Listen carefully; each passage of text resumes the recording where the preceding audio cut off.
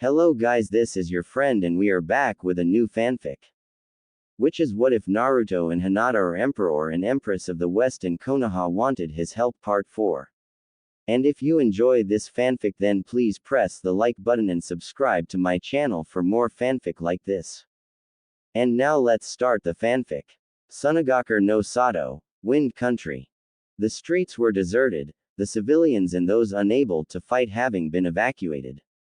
The Suna ninja and the imperial forces had orders not to engage the five paths, and that the Emperor and Yahiko would deal with them personally. Hinata and Konan watched from the rooftops as Yahiko stood before the five paths of pain: the animal path, the human path, Naraka path, the Asura path, and the Preta path. Yahiko. This doesn't have to end this way, the animal path said. All Lord Madara wants is peace. It's not the kind of peace I want, Yahiko shot back. Placing the word under an infinite Tsukuyomi is not peace. It's slavery. Still as arrogant as ever, the Naraka path said. That has not changed about you. You cannot win against us. Step aside and let us retrieve the Shukaku Jinchuriki, the human path said. Through him will we find the locations of the other Jinchuriki. As this exchange continued, something caught the animal path's eye. It was a kunai, sleek and black, made out of carbon steel. She crouched down and picked it up, inspecting it. Meanwhile, Naruto silently appeared from behind, katana drawn. I'll save you the trouble, Yahiko replied. The Jinchuriki are safe. You or Madara will not use them for your foolish ambition. Such impudence, the animal path said, still holding the kunai. I will make your death quick and painless. Call it a favor from an old friend. I think my boss would have something to say about that, Yahiko replied. At that moment, Naruto struck. Hiroshin no Jutsu. A yellow flash of light in Naruto stood behind Yahiko. The animal path, sensing the danger, jumped, while the other four were a bit slow in registering the threat. She landed on her feet while Naruto calmly sheathed his sword. The technique was flawless, and Nagato did not see it coming. While Yahiko had them distracted, the animal path had picked up a Hiroshin kunai. Not the tri-bladed variant made infamous by Minato Namikaze, but a sleek, black kunai with the Hiroshin seals etched into the blade. Yahiko had a second Hiroshin kunai strapped to his back, just in case the sneak attack didn't work. When Naruto executed the Hiroshin, he cleaved the human, Naraka, Preta and Asura paths in two, while the animal path managed to escape, barely. Cute trick, but it won't be good enough, the animal path said. You will regret the day that you decide to interfere. Not really, since I was the one who retrieved the Jinchuriki, Naruto replied, longcoat and cage-style hat fluttering in the breeze. I'm the Emperor of the Unified West, and you are already dead. At the moment when Naruto finished that sentence, blood sprayed out from where Naruto had slashed through bone, flesh and chakra rods. Looks of disbelief were evident on the four male paths, faces as their bodies split in halves and fell over, their blood staining the Suna streets. The animal path did not get off so easily. Her jump was a fraction of a second off, allowing Naruto to cleave through her legs. She let out a scream as she fell backwards, bleeding profusely. Naruto calmly strode over to the remaining path, grabbed her by the neck and hoisted her into the air. The animal path looked at the face of the Emperor and gasped. The yellow flash. No, I am his son, Naruto replied. Naruto Uzumaki Namikaze. The animal path's eyes went wide. The Kyuubi Jinchuriki. Those were Nagato's last words as Naruto raised his other hand, covered with his own chakra, and touched the chakra rods on the animal path's face. End flashback. The chakra feedback that Naruto had unleashed on the animal path not only destroyed her Rinnegan, but also the other Rinnegan on the other paths as well. When we sent a scout to Amecagear, he verified that the feedback had killed Nagato, destroying his eyes and tongue as well. The Rinnegan allowed the user all elemental attributes, but even the most powerful of the eyes have a blind spot. And the last thing they were not expecting was the son of Minato Namikaze executing the Hiroshin. With Nagato dead, The Akatsuki's numbers had dwindled down to just 4: Itachi and Madara Uchiha, Kisame Hoshigaki and Zetsu. We had forced Madara's hand and now he has no choice but to invade. Entry 13. The battle is over. The Suna Imperial forces have won. The Akatsuki have been annihilated. 100,000 Zetsu clones, along with Itachi Uchiha, Kisame Hoshigaki and Madara Uchiha against 6,500 Suna ninja, 50,000 Imperial soldiers, 6 Jinx Hyoriki and 1 freed-tailed beast. Sounds like a suicide battle, right? Well, my husband was once known as the unpredictable, knuckle-headed ninja of Konoha. And as emperor, he still lives up to his title. Gaara had declared most of the city expendable. Suna can always rebuild, he surmised. Yahiko had once again been instrumental in telling us how Zetsu fought, his strengths and weaknesses, as well as his jutsu. Katami vowed to deal with Madara personally, while Naruto decided to deal with Itachi. Maru was assigned to Okajima for the duration of the battle, while Moegi was at the Imperial Consulate with the Yamada clan. The consulate had been transformed into a triage center and the Yamada clan were renowned for their healing jutsu. Last, Udon was assigned to Takuma Chiba. Naruto had ordered me to remain at the Cage Tower. I refused. Where you go, I told him, giving him no room to argue with me. He sighed and allowed me to come with him. The gathered forces of Suna and the Empire were in the streets, ready for the battle. Sanshi had told me how Naruto can fight with his men, giving them support and pumping them up for the battle that is yet to come. Now, I had a front row view of my husband's tactics. This is where we fight. This is where they die. The Akatsuki will be crushed once and for all. Give them nothing, but take from them everything. The Imperial forces and the Suna ninja broke into cheers, raising their weapons into the air. Naruto sure knows how to work the crowd, to pump them up full of confidence. It was midnight when the Akatsuki came. They came in through the gates which had been destroyed earlier by Deidara, led by Itachi Uchiha and Kisame Hoshigaki. Naruto and Yahiko had encountered the first half of the Zetsu clones. Naruto created 200 shadow clones and brought down a quarter of the Zetsu clones using the Hiroshin, while Yahiko decimated the other quarter by using the Shinra Tensei. As the second wave of clones came charging in, led by Madara himself, Naruto pulled out a trump card. I've heard of Orochimaru using the summoning, Impure World Resurrection to summon the first 2 Hokages to fight the Sandaime, but I never knew that Naruto knew the jutsu. I later found out that Orochimaru had stolen the technique from Mist.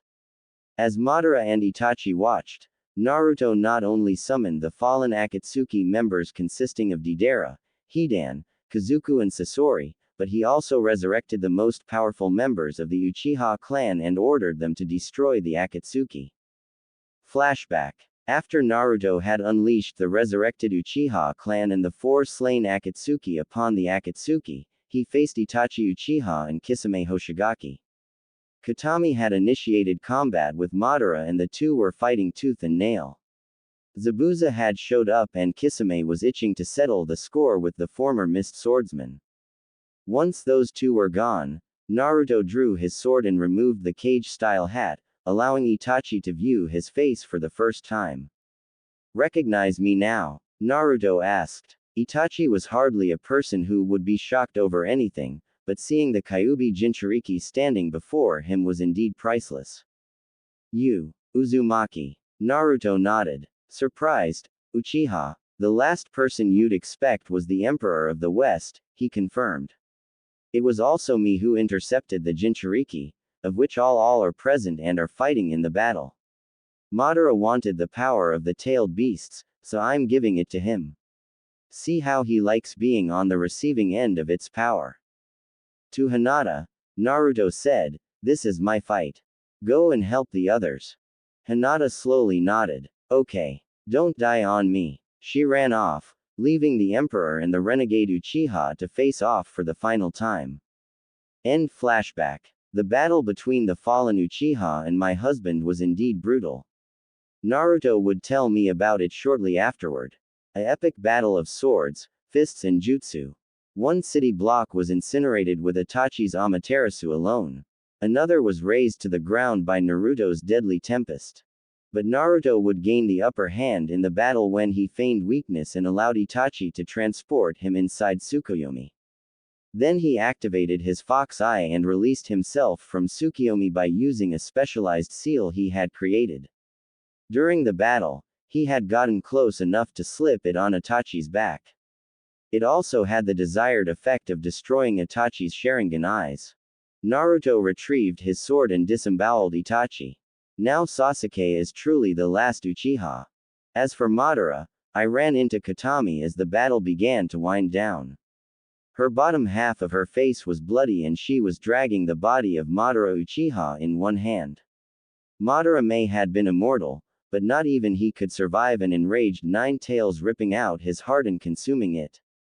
She then destroyed the eternal Magankyu Sharingan by poking them out and crushing them under her heel. So ended the life of the true mastermind of the Akatsuki. Zabuza also came out on top in his match against Kisame. He was seriously injured after Kisame scratched him with Samahata, but he would survive. Zabuza's demon unit left a path of destruction in their wake. A and B were pretty much indestructible together, as the pile of Zetsu corpses could attest to the fact. Yugito and her Hellcats showed no mercy, backing up the Okajima clan and Maru Sarutobi. Maru showed impressive courage by planting a Rasengan in a Zetsu clone who was trying to sneak up on Yugito, saving her life. Udon had 19 certified kills to his name before finally passing out from exhaustion. Takuma Chiba had taken him to the Suna consulate, where the Suna Medical Corps, Moegi and the Yamada clan worked on healing and tending to the injured. The elite guards had defended the Cage Tower along with Tamari and Konkuro. Utakata and Fu also assisted in defending the tower. Han and Roshi were like a force unleashed. Han's steam armor made him invulnerable to Zetsu's attacks. I think those two killed more than the rest of the Jinchuriki combined. Like Naruto, Gaara was on the front lines, enveloping the Zetsu clones in mass sand coffins, and destroying them with the sand burials. Shukaku had boosted Gaara's killing abilities 100-fold. While Naruto was fighting Itachi, I assisted the elite guards. My kill tally was up to 120 Zetsu clones. Not too shabby if I say so myself. After Naruto had eliminated Itachi, he reunited with Gaara and the others, and pushed the remaining Zetsu clones into the town center.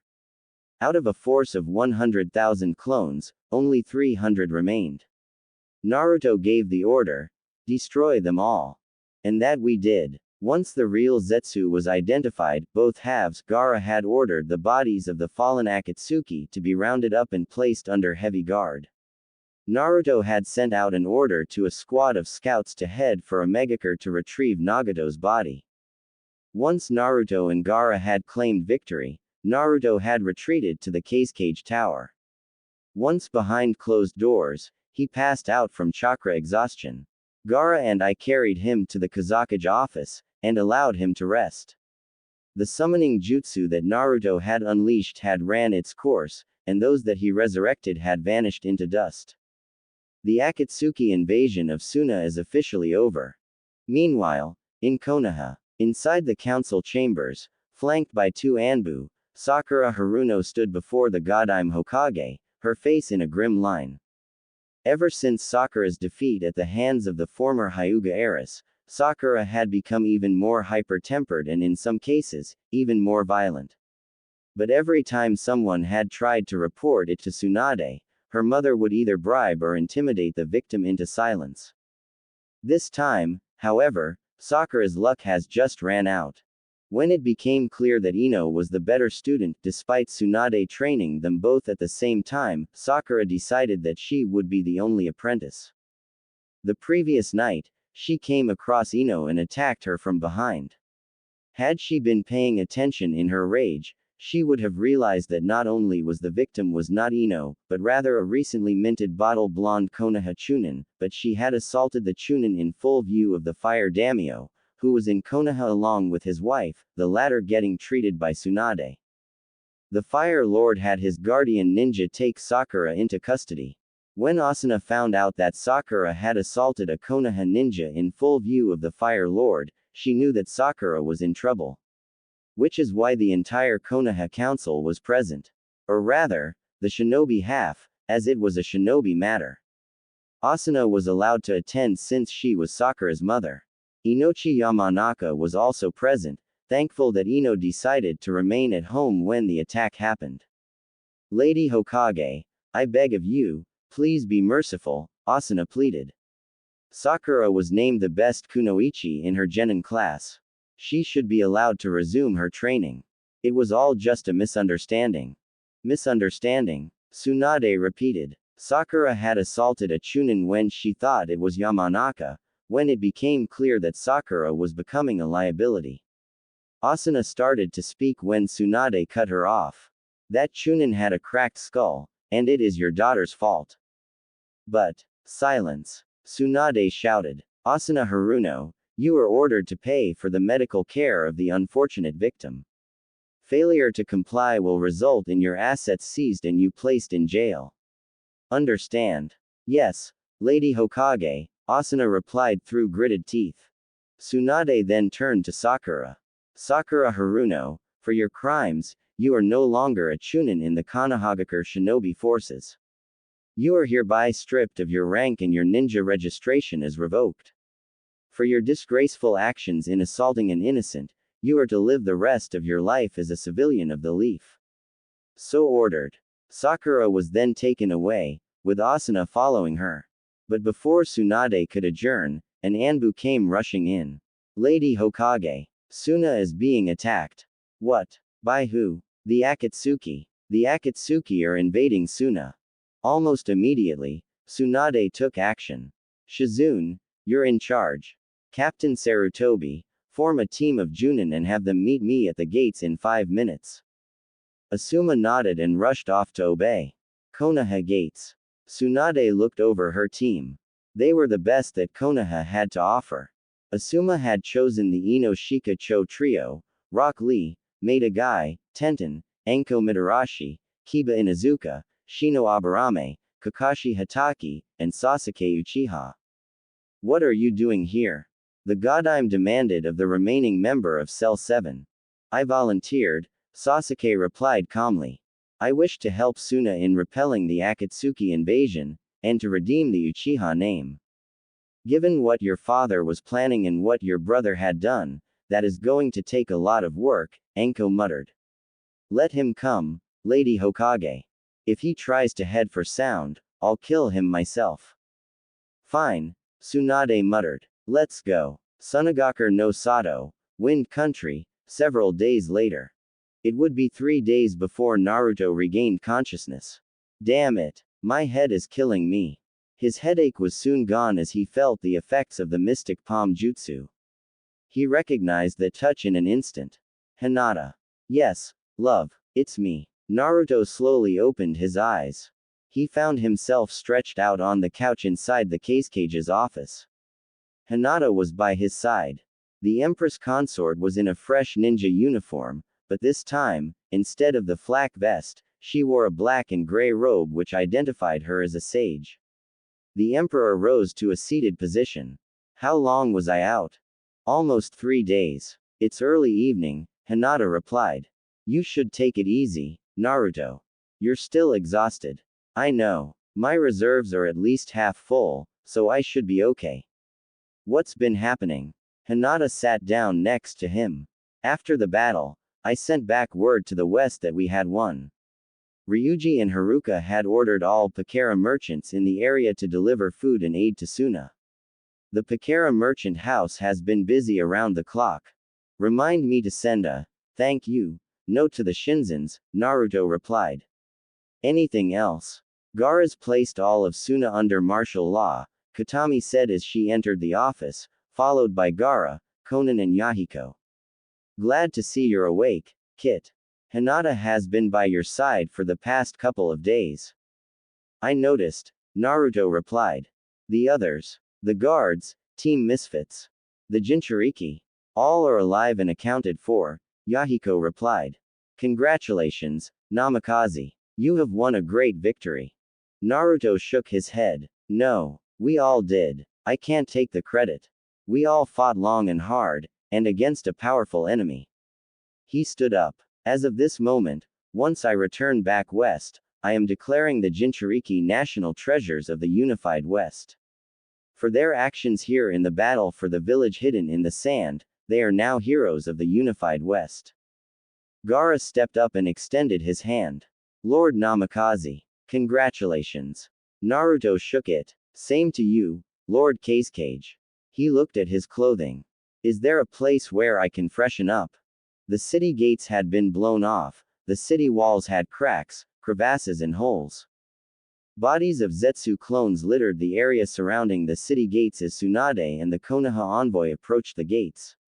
The Konoha ninja identified the Suna ninja by their style of flak vests. Squads of Suna Junin and Imperial troops were hard at work rounding up the bodies and burning them in several giant pyres. The Konoha envoy passed several of them as they approached the gates.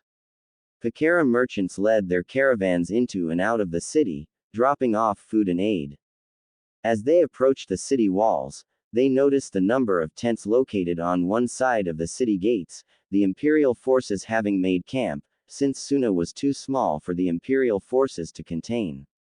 They could hear the laughter and the music coming from the camp, as the Imperial soldiers recounted their heroic feats of not only themselves, but of their emperor, the Empress consort the Jinchuriki, the Kazekage, and of the Suna ninja, of which the Imperial forces have grown to respect.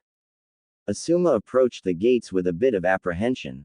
Maru was a Suna ninja, and following Naruto's banishment, Maru had severed all ties to his uncle for supporting the banishment order. Kakashi had said that Maru had made Chunin and that he was the Emperor's student, but even he had his doubts as he looked upon the village. But as he approached the ruined gates along with Tsunade and the rest of the Konoha ninja, he saw his nephew, battered, bruised and bandaged, standing guard with Moegi, Udon and two of the Emperor's elite guards, of which Tenten and Rock Lee identified as Takuma Chiba and the second Asuma identified as Sana Sanshi. Maru stood up. Hold it. State your business. He trailed off when he saw Asuma. Oh, it's you, Captain Sarutobi. Asuma winced. His nephew had never forgave him. Still hasn't from the look of things.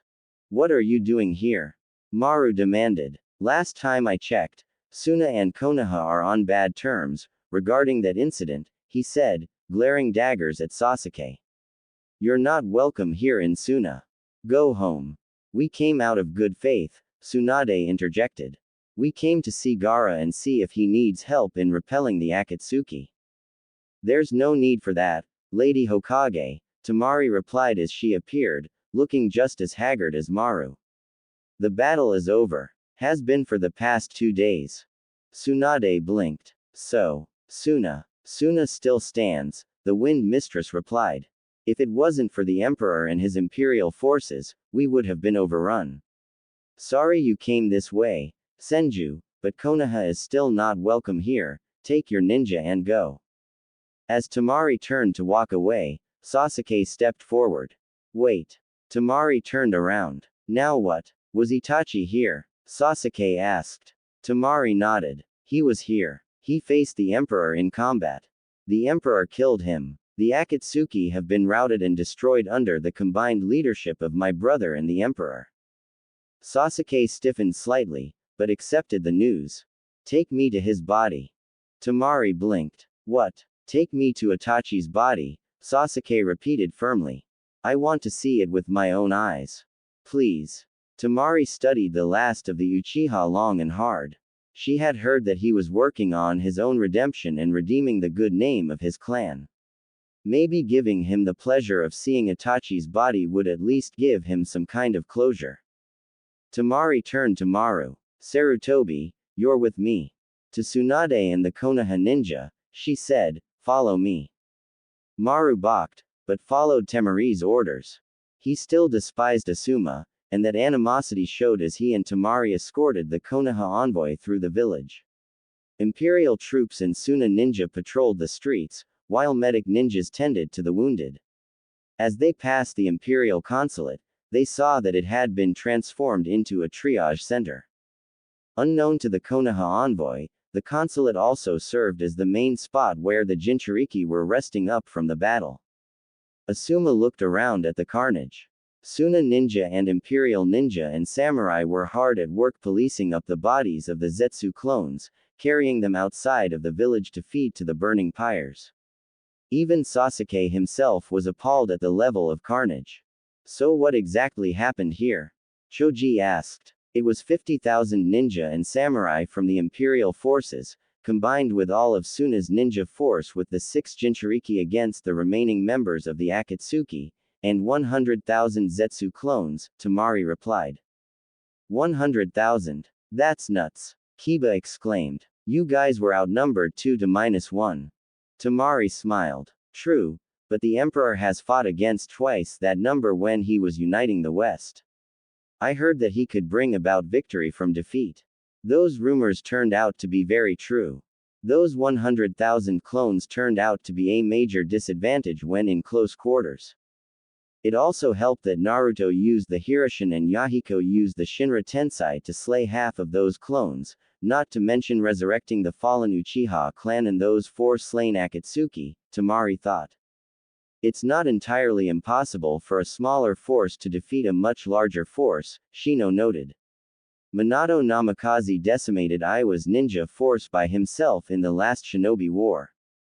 And his son just blew his kill record out of the water, Tamari thought. She had heard rumors of the Hirushun in action from Iwa ninja. Seeing it in action, on the other hand, was a completely different story. It was beautiful, but at the same time, very deadly. How did you end out, Maru? Asuma asked, hoping to break the ice with his estranged nephew. I'm still alive, aren't I? Maru shot back curtly. He made it perfectly clear that he did not want to talk to the elder Sarutobi. Asuma quickly caught on and remained silent. I screwed up big time, the elder Sarutobi lamented. Reaching the town square, the area was clear of the Zetsu clones. A smaller camp of Imperial troops, mainly the Hellcats and the Demon Squad, made their temporary home. Yugito and Zabuza were nowhere to be seen, as they both were inside their tents, catching up on some much-needed sleep. On the opposite end of the square, Tsunade saw him. A tall man wearing all black, Junin vest, pants and boots, the face concealed by the cage-style hat. He wasn't alone. Beside him was a female in a ninja jumpsuit, and the robe which to Tsunade identified her as a sage, her face concealed by a conical straw hat. Tsunade saw that they had an air of authority around the pair. That and the Imperial soldiers that were guarding the town center bowed towards the pair, while the couple acknowledged them with a nod of their heads. The Godime Hokage nudged Maru. Is that him? Maru nodded. That's him. All right. The Emperor of the Unified West. The woman beside him is his wife, the Empress consort. The Unified West are allied to Suna, which is why we managed to survive. As Tamari and Maru led the Konoha ninja to where the bodies of the Akatsuki were stored, Tsunade remained behind. Shikamaru noticed this and stopped. Maru not Tamari did not notice, as did the Konoha ninja. I know that look, Lady Hokage, Shikamaru said as they watched the Emperor and his wife walk off in the direction of the cage tower. You get that look, bad things happen. You worry too much, Shikamaru, Tsunade replied. If the Emperor had the Jinchuriki here, then Naruto could be here as well. I got to know if he is okay. Shikamaru watched as Tsunade followed the Emperor and the Empress consort. Sighing to himself while muttering his trademark phrase, he went after Tsunade. While Tamari and Maru led the Konoha envoy to the location where the bodies of the Akatsuki were under heavy guard, Tsunade, along with Shikamaru had made their way to the cage tower. On the way, they passed many injured members of the Imperial forces, as well as those from Suna. The Suna medic nins, as well as the medics from the Imperial Empire and the medic nins from the Yamada clan were working overtime to tend to the wounded. As they passed the Imperial consulate, it was made into a triage for the more critically wounded. As the tower was not guarded, the the Slug Sage and the lazy Nara clan heir had no problem in gaining access. Tsunade had been inside the cage tower once before. Relations with the sand had soured because of Uzumaki's banishment. She had hoped to arrive with her envoy to assist in the battle, only to find that the battle was over, that the joint Suna imperial forces had won. Now, she wished to have a word with the Emperor, since it was he who had retrieved the Jinchuriki. Tsunade and Shikamaru had approached the cage's office, where they could hear voices inside. Seeing as how there was no one in the halls that could stop them, they decided to listen in. Maybe even ask the Emperor about Naruto's whereabouts. Despite the number of injuries, we came out fairly intact. Only 900 Suna ninja injured, 0 fatalities, thankfully. Half of the village is in ruins. Gaara, Tsunade thought. What's the tally on the imperial forces? A male voice asked. The Emperor, Shikamaru thought. Double the amount wounded, also 0 fatalities, a female voice replied, one that Shikamaru and Tsunade recognized instantly. Hinata, Shikamaru and Tsunade thought. Inside the office of the cage. The joint Imperial Suna War Council were going over the final numbers. Gaara was behind his desk, while Naruto and Hinata were seated together on the couch. Konan was busy redressing Yahiko's injuries. Katami was looking out of the window at the village below. Naruto turned to the 2 former Akatsuki. Konan. Yahiko. Sir. Yahiko looked up, as did Konan. Your information in regards to the Akatsuki proved to be invaluable, the Emperor said. Because of your actions, we have not only destroyed the Akatsuki, but no one from the Imperial forces or Suna was killed in the invasion. I know it must have been hard, destroying the organization that you helped create. It had to be done, Yahiko replied. There was no hope for Nagato. Madara had corrupted him past the point of no return. I hope he finds peace in death which he could not get in life. Outside, 2 of his bodyguards were former members of the Akatsuki. Shikamaru wondered. Madara Uchiha was still alive. Tsunade also thought. Inside. In any case, you and Konan have shown your worth to me, to my wife, and to the Empire, Naruto continued. The clan needs to rebuild and Kimen City is a good start. The Uzumaki are scattered, but not destroyed. They will come to the west. I am making you clan head of the Uzumaki. Of course, I will still outrank you. Thank you, Lord Namikaze, Yahiko replied. In the meantime, Hinata had risen from her seat and was making her way to the office door. Outside, Tsunade and Shikamaru were thinking the same thing. Namikaze. Then the door opened, causing the both of them to fall into the office.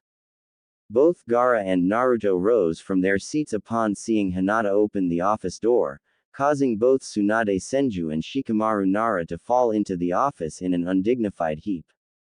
Katami was upon the both of them. Grabbing Shikamaru by the hair and Tsunade by the back of her neck, she hoisted them up and tossed them both to the couch where Naruto and Hinata were seated at earlier. Hinata looked outside, and seeing that there was nobody else, closed the door behind her, taking the extra measure to place a soundproof seal and locking it. Shikamaru and Tsunade were not in shock of being caught. No, their shock was not only the fact that Hinata was married to the Emperor of the West, but the identity of the Emperor himself.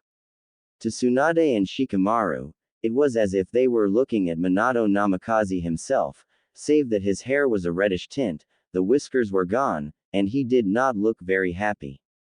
In an instant, Shikamaru knew. His thoughts about the Emperor being connected to Konoha were correct. He had no idea that in his wildest dreams, that the knucklehead, hyperactive, boisterous ninja who once proclaimed that he was going to be Hokage was now the Emperor of the unified West. That and the fact that Naruto had beaten down most of the Konoha 11 and several clan heads, himself included. Gaara's sand crept from his nearby gourd, Yahiko had his sword drawn, while Konan retrieved a paper shuriken. But Naruto ordered them to stay their weapons. I knew it. It had to be someone connected to Konoha. I never thought it would be you, Shikamaru whispered. Naruto turned to Hinata, his expression smug. I told you, Brilliant, but lazy. Leave it to Inara to figure out who I am. It was only a matter of time. The Emperor? You. Tsunade croaked, still in disbelief. Turning to Conan, he said, tell the Godime who we are. His Imperial Majesty, Emperor of the Unified West, the Crimson Fury of the Empire, Naruto Uzumaki Namikaze, Conan deadpanned. And his wife, the second Fox Sage, Empress Consort Hinata Namikaze. Namikaze. Now Tsunade looked like she was going to be sick. Oh, God. Minato. Kushina. Your son, they banished your son. Catches on quick, doesn't she? Hinata quipped as she slid Naruto's arm around her waist. Shikamaru looked on uncomfortably, as he already knew. After all, his father did tell him following Sasuke's visit. Gak. Naruto croaked as he was caught in a bear hug, his face buried in between Tsunade's chest, his arms flapping wildly in a comical fashion, which got a good laugh from Hinata, Gaara, Conan and Yahiko. Naruto. I am so sorry. The council wanted to execute you, but I managed to override it to banishment. Please forgive me, please. Tsunade choked out, thankful that her godson was still alive. I don't think he can breathe, Katami pointed out. Tsunade saw that Naruto was starting to turn blue, and released him. Oh, sorry, she apologized. Hinata then noticed that Shikamaru was looking very uncomfortable. Something you wish to share with us, Shikamaru? She asked. Naruto, now that he was freed, also noticed how Shikamaru was looking. You know something, don't you? He asked. He then took a guess as to why Shikamaru looked like he was about to bolt from the room. The vote for my banishment was unanimous. The civilian council should have no influence with the shinobi. How did the civilian side pull it off? Tsunade turned to Shikamaru. Well, Gaara had one eyebrow raised Spock style, while Katami had her arms folded under her chest. Even Conan and Yahiko were just as curious as to what Shikamaru had to say. Dad's gonna kill me for this, Shikamaru thought. Sighing, he told them the truth. My father told me, after you had fought Sasuke following the Suna Chunin exams. You called it right, Hinata. The shinobi side had no intention of banishing Naruto. They were going to banish Sasuke instead, but certain people saw otherwise. The plot to banish you was spearheaded by 5 people: Danzo Shimura, Kaharu Udatane, Hanmura Mitokado, Asuna Haruno, and Hiyashi Hyuga. Hinata's eyes narrowed before changing from their usual lavender to a dark violet. Tsunade's right eye twitched. A vein was pulsing in Naruto's forehead. The civilian side was easy to convince, Shikamaru continued. Asuna is the head of the Konoha Mercantile Guild, so it was no hard task in getting them on her side, since most of them supported the Uchiha. I also heard that she paid a hefty bonus to the civilian side of the council once the banishment order came down. Danzo, on the other hand, he approached the shinobi clan heads one by one save for Hyuga and gave them an ultimatum: vote in the favor of the banishment, or he would have their children kidnapped and forcibly enlisted into his root Anbu. If they resisted, then they would be killed, along with their parents. As to your clan, Dad told me that as well, that you were his son. Minato and my old man were longtime friends, as were Inochi and Chusa. When Danzo came with his ultimatum, they betrayed Minato's memory by protecting us. Naruto looked at Shikamaru long and hard for a moment. Then he turned to Katami. The Nine Tails was known for easily spotting lie from truth, which was useful to Naruto in the days of the Unification War. The redhead nodded in the positive. He's telling the truth. Not even Inara could lie convincingly to save his life. Conan shook her head in disbelief. Naruto had told her about him being banished. But now, this places everything in a new light. It was love that drove them to betray one of their own, the Bluenet said. For the lives of their children, they banished a hero. Even Gaara was furious. Not even his relationship with his father was this bad, and he was the one who had Shikaku sealed inside his gut. Disgraceful. Tsunade, on the other hand, was seeing red. Danzo's dead, she seethed. Danzo, those two fleshbags. Haruno, Hiashi, all of them. Get in line, Naruto snapped, his eyes changing from blue to gold. I'll kill them myself. Danzo and his root, Hiashi and any Hyuga, main or cadet branch, that gets in my way. Neji, Hanabi, I'll snap the necks of those two old fools and see whether or not Asuna Haruno can shit gold. Yahiko raised one hand. Can we help? He asked, itching to get in on the battle. No one screwed with his family. Gladly, Naruto replied. Why stop there? Maybe I'll let Katami finish off what she started. See if anyone is willing to seal her inside their gut. Katami gave the Emperor a fanged grin. Sure, the battle for Suna was fun, since she got to rip out Madara's heart and got involved in some good old-fashioned wholesale destruction, but even she could enjoy destroying Konoha once and for all. Willingly, this time. Wait. Naruto's rant was cut off by Hinata. The Emperor turned to his consort. What is it, Hinata? Hinata's eyes turned back to normal. There is another way to destroy Konoha. Unleashing the Imperial Army, that's too easy. There are many ways to destroy a town. But to break its will and destroy it from the inside, that is how you truly destroy your enemies. Go on, Naruto said as he deactivated the fox eye. After you were banished, any and all alliances and trade agreements Konoha had through you were terminated almost immediately, Hinata said. The Fire Lord had cut Konoha's military aid by half. By the time I left, the shinobi were one step away from declaring civil war on the civilians. That much is true, Shikamaru confirmed. Once you were banished, Haruno and the civilian council pretty much thought that it can interfere in shinobi matters. Hiashi and Danzo had both reprimanded her twice. You want me to provoke a civil war? Naruto asked. Hinata shook her head. I was thinking of something a bit more subtle. Konoha's might is backed by its shinobi. Take away that equation, and Konoha will be crippled even more. Naruto thought about it for a moment. Okay, Hinata, you have my attention. Continue. The best way to break Konoha's power is to grant the clan heads and their families asylum within the empire. Nara, Akamaiki, Yamanaka, Sarutobi, Inuzuka, as well as any high-ranking Junin and Chunin who support the Godime. This way, you can irreversibly cripple Konoha's military power without drawing your sword. Naruto thought about it for a moment. The only way a hidden shinobi village can stay just as that if they have a certain quota of ninja as their main military.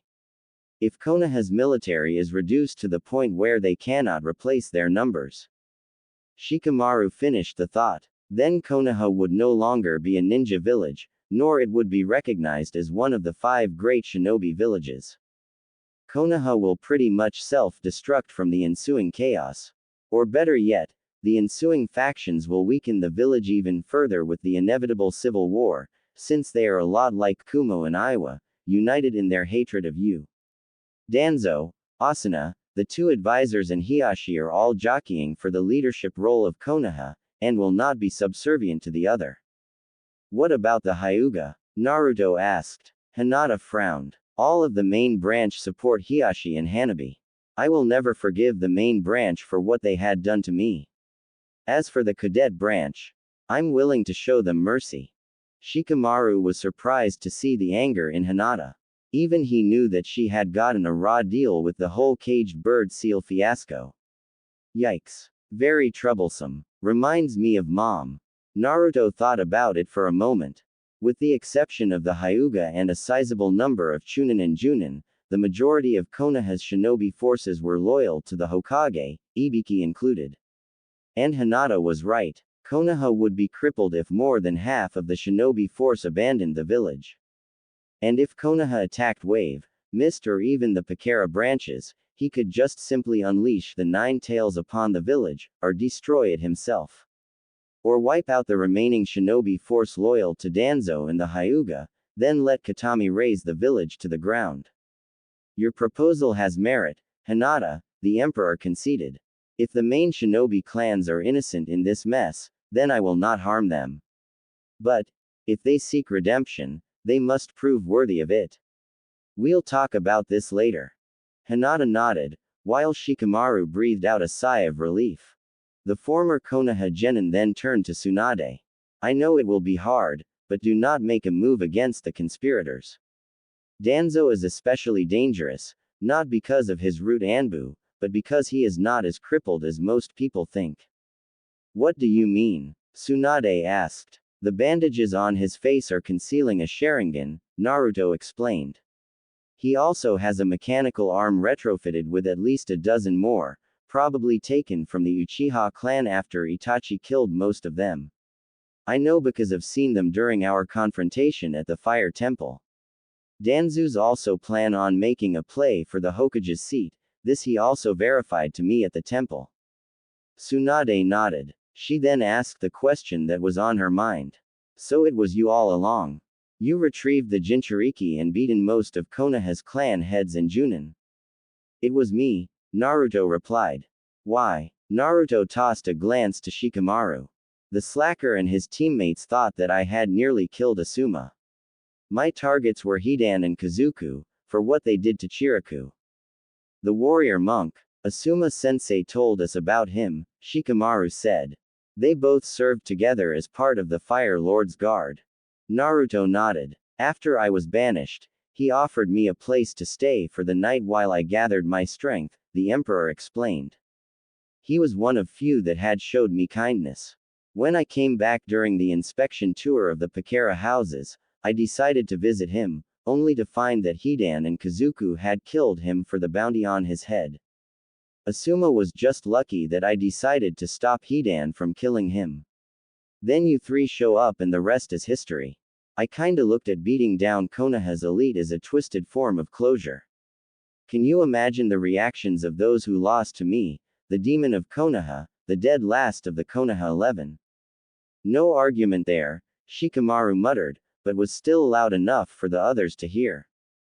Meanwhile, the bodies of the 5 paths of pain, Deidara, Sasori, Kisame Hoshigaki, Nagato, which had been recovered by the Imperial forces, Itachi Uchiha and Madara Uchiha were located in a deserted home, laid out in a row, under heavy guard from both Suna and the Imperial forces. Only Sasuke Uchiha and one other person was allowed inside. Sasuke chose Kakashi. The sole remaining member of Cell 7 was silent as he looked at the body of his brother. For such a long time, he was obsessed with the idea of killing his brother. Now, Itachi was dead, slain by the Emperor himself. I really don't know if I should send him a thank you card or try and kick his, Sasuke thought. Sasuke thought of nothing but revenge for the longest time. Now, he felt empty, as if he didn't know what to do. His road of revenge had led to the destruction of Cell 7. Naruto was banished for bringing him back and no one knew where he was at, and now, Sakura was a certified sociopath who tried to eliminate Ino. He felt a hand on his shoulder. Kakashi was behind him. Are you okay? Sasuke sighed. Honestly, I don't know. Killing Itachi was the only thing on my mind for so long. Now, I don't know what to think anymore. Kakashi remained silent as he looked at the body of Itachi Uchiha. Back at the Cage Tower, Tsunade and Shikamaru had just found out that Katami was in fact the 9-tailed fox in human form. Impossible. You broke the seal. The slug princess gasped while the redhead looked rather smug. I did, Naruto replied. To prove it, he showed her his stomach. No seal. That and Katami showing off her tail cinched it for the both of them. Hinata gave Tsunade a quick recap of the events, from the origin of the tailed beasts to her training under Katami as the 3rd Fox Sage. Fox Sage, huh, and Mito and Kushina were the first 2. Tsunade asked, sounding impressed. Not bad, Hinata. Not bad at all. She looked at the rings on their fingers. How long you two have been married? 3 months, Naruto replied, while Hinata beamed proudly. The people love her. I'll bet, Tsunade said. So what about the other Jinchuriki? I intercepted them, Yugito, Roshi, Han, Utakata, B and Fu. Killer B. A's brother. How did you manage to pull that off? A and B were overthrown by a new Odo-backed Reikage a year earlier. I rescued them from the Kumo Anbu and offered them sanctuary. When I rescued Yahiko and Konan from the Akatsuki, they told me about Madara's plans for world domination, Operation Tasuki no Mi. Shikamaru blinked. Eye of the Moon. What's that? This time, it was Konan and Yahiko who laid out Madara's scheme, and how Naruto had put a stop to it by retrieving the Jinchuriki. Madara was present during the final battle, and it was Katami that had slain the supposedly immortal Uchiha. Naruto was credited for killing the 5 paths of pain, as well as slaying Sasuke's older brother. The news was already spreading throughout the east of the Akatsuki's destruction, and the Emperor was given a new nickname, the Akatsuki Killer. But then, something that Naruto had said had caught Tsunade's attention. Wait, what you said about Odo backing the new Reikage, that means? Naruto nodded. Yup. It means that Orochimaru is planning to raze Konoha to the ground yet again. This time around, I'm not going to risk my neck for a village who worships my father, yet banish the son for doing his job. Orochimaru has installed a puppet cage in Kumo. Off Tsunade and Shikamaru's surprised expressions, he explained, my intelligence division keeps me informed of all the goings-on in the east. Who would suspect humble merchants from the Pakera merchant house as intelligence officers? The Pakera house is just a front? Shikamaru asked. No, it's a genuine mercantile guild, Hinata explained. The Pakera houses in the fire capital, Kumo, and Iwa house the intelligence networks. After all, no one would suspect that a couple of merchants are spies for the West. And Captain Asahina? Tsunade asked, remembering the encounter with the former Junin, Pakera merchant. She's also part of the network of spies I have here, Naruto replied. But Asahina cannot be in Konoha all of the time. I need eyes in Konoha. He turned to Shikamaru. And you're it, Nara. Me. A spy. The shadow ninja blinked. Forget troublesome. It's a pain in the. Forget it. He's perfect, Hinata seconded. He's a slacker and he's lazy. No one would suspect Shikamaru passing on information to Captain Asahina. Tsunade and Shizune can't since Danzu's probably has the both of them watched. But Shikamaru's perfect. Do I have a choice in the matter? Shikamaru whined. No, Tsunade replied. Shikamaru, I am ordering you to work with Captain Asahina whenever she arrives in Konoha. In any case, the others will think that you have a crush on her. I know you are very much risking your life by telling us the truth about why Naruto was banished, but the clans need some sort of an insurance policy. She turned to Naruto. You will keep your word. You will grant the clans asylum when the time comes. Naruto nodded. Furthermore, you will not tell no one that you have seen me here. In any case, tell them that you did gain an audience with the Emperor, and that I am safe back west, and that I have severed all ties with Konoha. As long as the others are in the dark, Danzo and the others are none the wiser. Tsunade and Shikamaru nodded. I'll have a sit down with the Fire Lord and explain what is happening, Naruto said. He already dislikes Konoha for what they had done to me. He won't refuse my request. And now, it's time for the both of you to leave. He undid the soundproof seal. Gaara, can you have 2 of your Junin escort Tsunade and Shikamaru out of the tower? The leader of Suna nodded. Minutes later, 2 Suna Junin arrived. Gaara gave them their orders. Escort Lady Hokage and her entourage out of the city. The 2 ninja nodded and performed their duty. Suna gates, minutes later. Tamari noticed that something was wrong when she and Maru had escorted the Konoha ninja from the site where the slain Akatsuki members were located back to the city gates. Shikamaru and Tsunade were not with them. Before she could order a squad of Suna ninja to round up the 2 missing ninja, 2 Suna ninja appeared via Shunshin.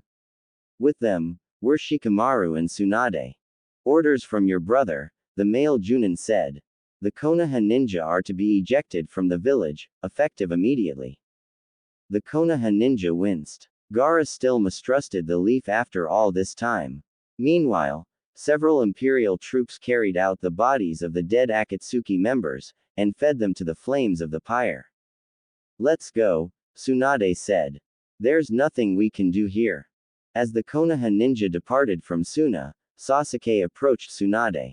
Did you get a chance to meet with the Emperor? He asked. I did. What did he say? Was Naruto here? He was, Tsunade replied, but he went back west with a Pakara caravan. From the look of things, he has long since wants nothing to do with the leaf, she added, twisting the knife, reminding him that it was his fault that because of his actions, that Konoha was in its present state. No big loss, Lady Hokage, Kakashi interjected, both him and Anko having overheard the conversation between the buxom Hokage and the last Uchiha. He was a dead last, anyway. He would not have made it in this world. Let the Emperor take him. That earned him a bone-chilling stare from Sasuke that would have made Itachi proud. You're such an asshole, Hitaki, Sasuke snarled before storming forward. What did I do? Kakashi said. As much as I hate to admit, I gotta agree with the Uchiha, Anko said. You are an asshole, Hitaki. That dead last had more guts than you and the Banshee put together. And we kicked him out of Konoha because he done his job. And where were you when the banishment order came? You were among the people who condemned him. Some sensei you were. Surprising enough, Anko was one of the few who had a grudging respect for the banished ninja. Only thing was when the banishment order came down, she was in the hospital following a training accident in the infamous Forest of Death. When she heard the news, she was furious. The black eye and broken jaw she gave Kakashi bared witness to that, earning her a nod of approval from Tsunade. Now listen. Don't say anything else, Tsunade added, cutting off Kakashi's reply. Just don't. Kakashi was silent for the rest of the way back to Konoha. Naruto sneezed, and had the urge to grab his katana and hack apart his former sensei. Hinata's Diary. Entry 14. Naruto and I stayed in Suna for the following week, helping Gaara oversee the reconstruction efforts of the sand.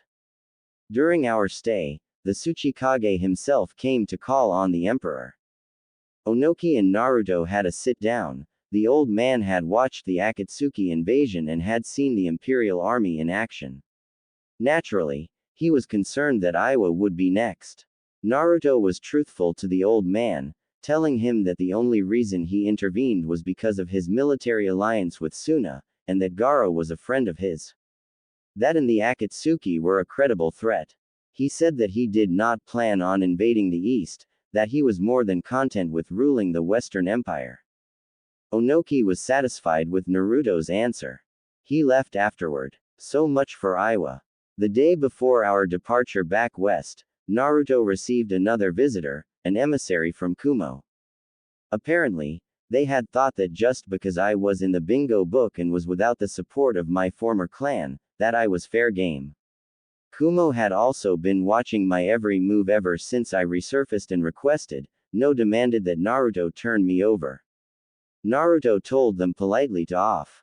He also added that not only was his wife, but any aggressive actions towards me is a one-way ticket to the morgue. The Kumo envoy backed off. Once everything was in place for the reconstruction efforts, Naruto, the Jinchuriki, the Imperial troops and myself returned to the west via Demon's Gate Jutsu. First thing we did after dismissing the troops and Jinchuriki was that Naruto and I slept for the rest of the day and all night. The following morning, we got to work. Naruto made good on his word. The Jinchuriki were declared national treasures of the empire for their actions. The soldiers that fought in the Akatsuki invasion of Suna were given hazard pay from the imperial treasury, as Naruto understood that underpaid soldiers can be potentially mutinous. Also, for their actions in the Suna-Akatsuki War, Gaara had promoted Moegi, Udon and Maru Sarutobi to Junin.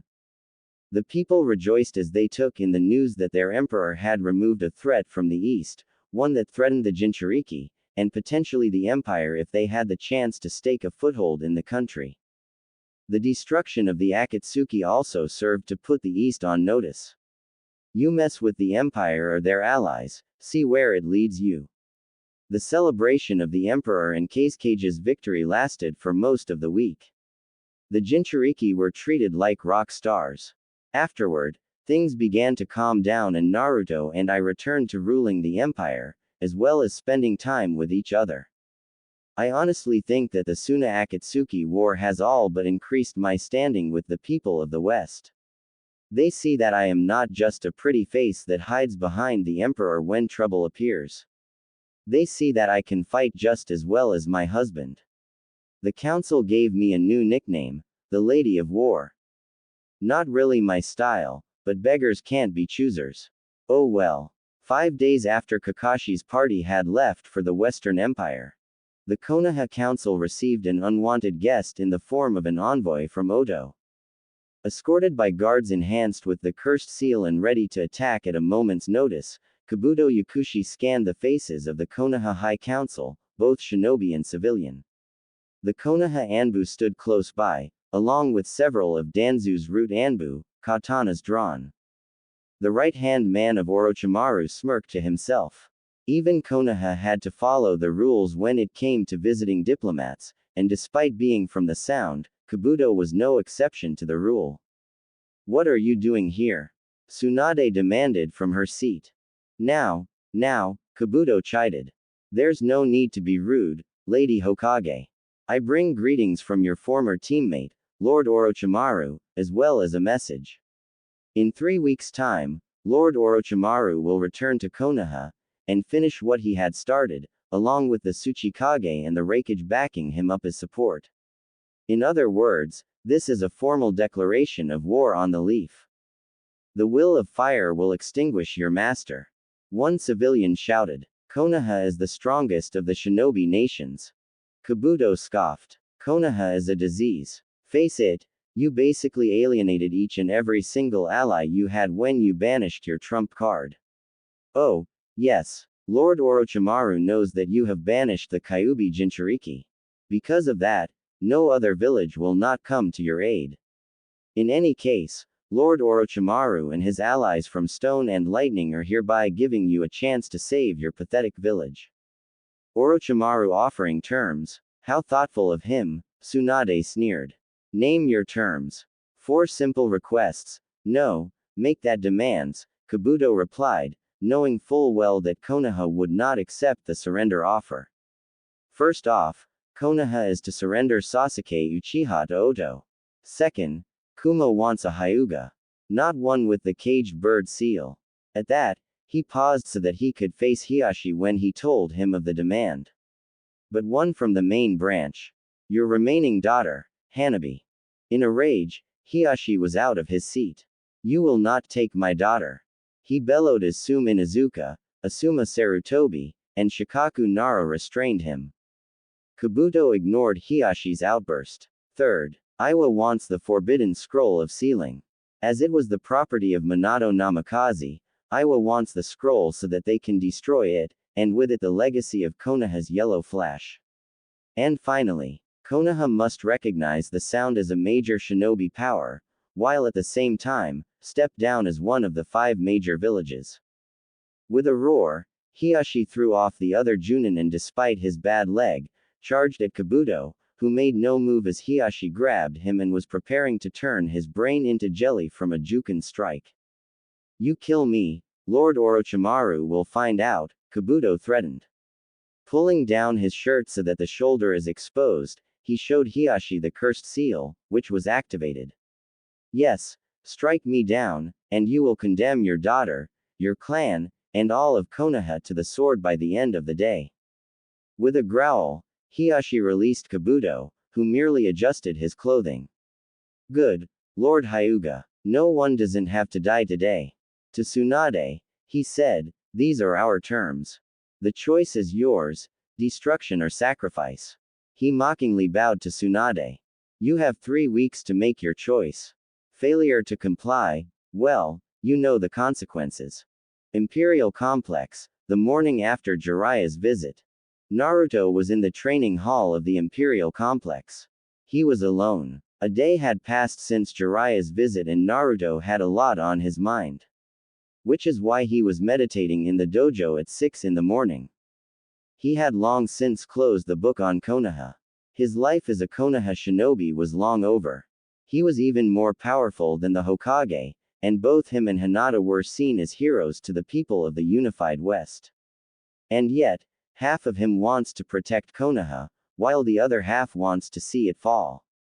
The proverbial angel and devil were on his shoulders. A Ryo for you thoughts.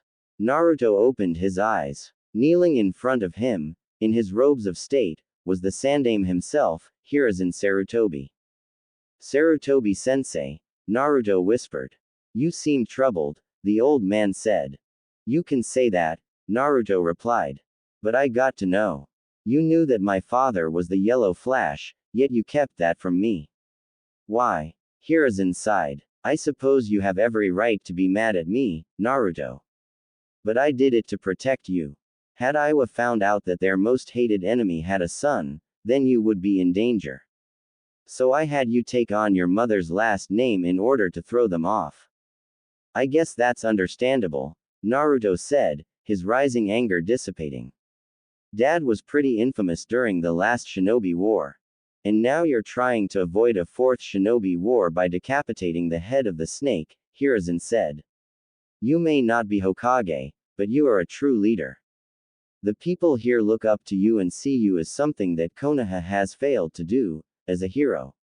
And sometimes being a leader means you have to make the most difficult of choices. And here, I thought paperwork was bad, Naruto sniped. That's what the shadow clones are for, Hiruzen said as he lit his pipe. I wish I had figured that out sooner. You may hate Konoha, but you are still divided over what to do. Naruto nodded. I can just as easily do nothing, and let Orochimaru raise the leaf to the ground and kill everyone, or rescue the clans and grant them asylum. Shikamaru told me why the clans betrayed me and voted for the banishment. All because of Danzo. The elder Sarutobi sighed. In some cases, I agree with you. The corruption within Konoha is far too deep. Minato had planned on reforming the civilian council and to strip it of its power, but those plans had died with him when the Nine Tails attacked. You once asked me what was the will of fire. Remember what I told you? That it was the life philosophy of Granny Tsunade's grandfather, Hashirama Senju, the Shodaime Hokage, Naruto replied. The will of fire states that every ninja, from the lowliest of genin to even the most experienced junin must believe, cherish and fight for the village's sake, just as their predecessors had done before them. The will of fire gives the ninja the strength to fight against overwhelming odds, while at the same time builds willpower and strength of character. It also symbolizes the hopes and dreams of the previous generation being passed on to the next. Whether you believe me or not, you are the very essence of what the Shodaime had fought for, the old man pointed out. Even when you were banished, you never lost your way. The will of fire is all but diminished in Konoha, but it lives here. It lives in the people that you have united. It lives in your wife. And it lives in you. Minato and Kushina would have been proud of you, had they lived. Naruto smiled. Thanks, old man. I know what to do now. I know that what I am doing is the right choice. Naruto opened his eyes. He was still in the training hall, but this time around, he was alone. A vision, he wondered as he rose from his kneeling position. From the look of things, he had been inside the training hall for an hour. That and his knees were sore. Hinata and Katami would be awake soon and today was an important day. Hall of Sovereigns, Imperial Capital. Naruto Namikaze sat at the head of the table. Hinata Namikaze sat at his left, while I was on his right. Katami sat next to Hinata. The gathered council members sat at their usual positions, only with a slight difference. Seated on the left side, was the Suna representative, Tamari. Sister to the Kazekage Gaara and Kankuro, she was chosen by Gaara to act as Suna's representative while in the West. The Suna consulate was located several blocks away from the Imperial Palace and was guarded by a garrison of Suna ninja. On the right side, was the adopted brother of the Mizukage, Takeshi Terumi. Takeshi was a former ninja who was forced to retire due to injury. The Mist Consulate was located on the same block as the Suna Consulate, and guarded by a garrison of Mist Ninja as well. As part of the alliance with both Mist and Suna, the Imperial Empire also had two consulates set up in both villages. The imperial representatives were hand-picked by the Emperor himself. So far, none in the East knew about the secret alliance between the three of them. Aside from the Imperial Council, Naruto had requested that the Jinchuriki, save for Gaara, who was still in Suna, should be present for this meeting. Standing before the Emperor and the Imperial Council were the 6 Jinchuriki which Naruto had rescued. First up was Yugito Ni, container to the two-tailed monster cat, formerly of Kumo, and commander of the elite all-female fighting force known as the Hellcat Unit. Because of Naruto's actions years earlier, she was his biggest supporter, as well as having fought alongside him during the Unification Wars. Her base of operations was in the imperial capital. Next to Yugito, was Roshi, former Iwa ninja and container to the four-tailed monkey, and his partner, the brooding Han, also from Iwa and the container to the five-tailed dolphin horse. Imagine their shock that the young emperor who had saved them from a gruesome fate was the son of Iwa's most hated enemy. But once Naruto had told them his story of how he came to be the emperor, the older men could easily sympathize with his plight. And given the choice of trusting the son of the Yellow Flash or facing certain death at the hands of the Akatsuki, the two ex-Iwa ninja chose the former. After all, the old saying that the enemy of my enemy is my friend does ring true. While Han made his home in the Laja Mountains, he serves as a guardian for one of the mountain towns there. Roshi was the leader of a shinobi village in the southern region, training and practicing his arts. Next to Han were Utakata, former missing ninja from Mist and Jinchuriki to the six-tailed slug, and Fu, formerly of Waterfall and the container to the seven-tailed horned beetle. While Fu worked with the Empire's spy network, Utakata had decided on a more peaceful life, training his student, Hotato. Utakata had fought Naruto once when he was younger, but even he owed the Emperor his life for saving him from the Akatsuki. Fu, on the other hand, was the only member of the Jinchuriki to seek the Emperor out, having enough of her hellish life back in Waterfall. She found him in Suna, where he was a guest of Gaara while Suna hosted the Chunin exams, and requested that he take her with him. Naruto agreed. Last, was A's brother, Killer Bee, the Jinchuriki to the eight-tailed giant ox. While A served on as Naruto's senior advisor, Bee was assigned to look after the trading town of Rara, located at the base of the Laja Mountains. Like his brother, Bee owed Naruto big time for saving both their lives. Following Jiraiya's visit the previous day, Naruto had convened an emergency meeting of the Council and of the Jinchuriki, nicknamed the Imperial Six. Unlike the East, the Jinchuriki were seen as genuine heroes, protectors of the people, something that was foreign to Han and Fu, given their past experiences back home. But they warmed up to their new status of protector instead of pariah. For the past year and a half, Naruto and Hinata had came up with a plan to neutralize both Konoha and Orochimaru without destabilizing the East. Using Hinata's original plan as the base, Naruto and Hinata had added on to it. The spy network inside Earth and Wind Country were quite useful in gaining information in regards to the movements of Kumo and Iwa's shinobi forces. Orochimaru did not step foot out of Odo, leaving his right-hand man to act as proxy. Apparently, the snake was occupied with burning Konoha to the ground once and for all, and dismissed the Pakara merchants as a threat, allowing them to conduct their business in peace. That would prove to be his fatal flaw. It was shortly after their first wedding anniversary that word came from the Pakara branch in Earth Country. A new Tsuchikage was in power, and he too was a puppet ruler, Orochimaru pulling the strings from behind the scenes. Fu herself had verified the reports and passed them on to both Roshi and Han. The two Jinchuriki had respected Onoki a great deal and were outright furious upon hearing of his assassination. With the death of Onoki, Roshi and Han's last known link to Iwa was destroyed. The plan was then revised when it became clear that Orochimaru had two powerful shinobi nations under his control. The way to stability became clear for Naruto and Hinata: sabotage the fragile alliance between Orochimaru and the two villages. If Orochimaru was killed in the ensuing crossfire, it would be a bonus. Naruto brought meeting to order. Council members, Representatives Subaku and Terumi, fellow Jinchuriki. I thank you for coming on such short notice. So what's the problem, sire? Lady Ahara asked. Yeah, Chief, Eiji Kibagami said. You got all of us up here cooling our heels. That earned him an elbow to the side from the Chiba clan head. An old acquaintance of mine has passed on grave news. There is war brewing in the elemental countries, a 3-on-1 attack on Konoha. The reports I've received from Kumo and Iwa have all but verified it. Konoha, Lady Ahara parroted. The same place that has banished you. If anything, you should just let the place burn for the slights against you. Even a blind man can see that you are not the Nine Tails Reborn. Otherwise, you would have long since destroyed that place. The other members nodded at her statement.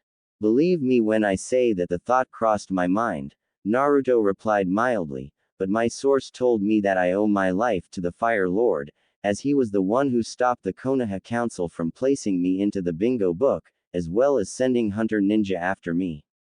That I already know, since the Fire Lord told me himself, but he remained silent as to who was the one who kept me out of the book. No, my main concern is our allies in Suna and Mist. They may be dragged into this war against Kumo, Oto and Iwa. But my brother is not allied to Konoha, Tamari pointed out. Not after what they had done to you. Why would Oto, Kumo and Iwa attack Suna? You of all people know that the snake is petty, and will not let grudges go, Hinata explained. That and since Suna despises Orochimaru for killing your father, Orochimaru may try and destroy Suna before it can ally itself with Konoha. Tamari knew exactly what he was talking about. You think that the hubby would attack Suna before moving on to Konoha as payback for botching the invasion 8 years ago? If I was him, I would, Naruto replied. I'll send word to Gaara and tell him to be on his guard. The same with Terumi as well. If the snake attacks either one of them, then our consulates will be in danger. Excuse me, sire, but who is this snake you are talking about? Ryuji Shinzen asked. Naruto replied by creating a shadow clone in the middle of the room and placing it under a henge to make it look like Orochimaru. This is the person who is spearheading the invasion, the snake sage, Orochimaru. One of the 3 legendary sages, the others being the toad sage, Jiraiya and the slug sage, and current Godime Hokage, Tsunade Senju. All 3 trained under my mentor, the late Sandaime Hokage, Hiruzen Sarutobi, but Orochimaru held the most promise. He was also the most corrupt of the 3.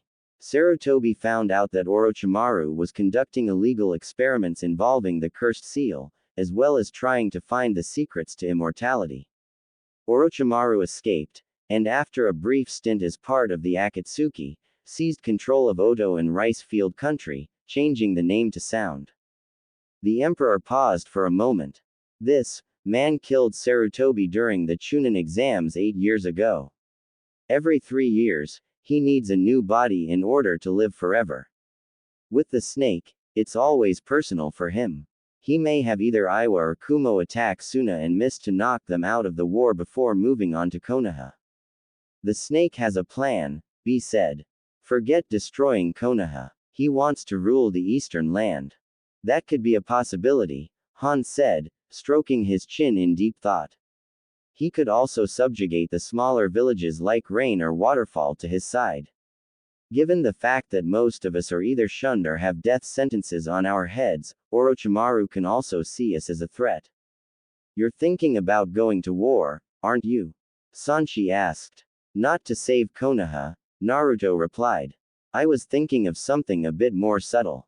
As you already know, I have a prior agreement with Tsunade Senju, as she is not only my godmother, but also the granddaughter of my great-grandmother, Mito Uzumaki. I will not save Konoha.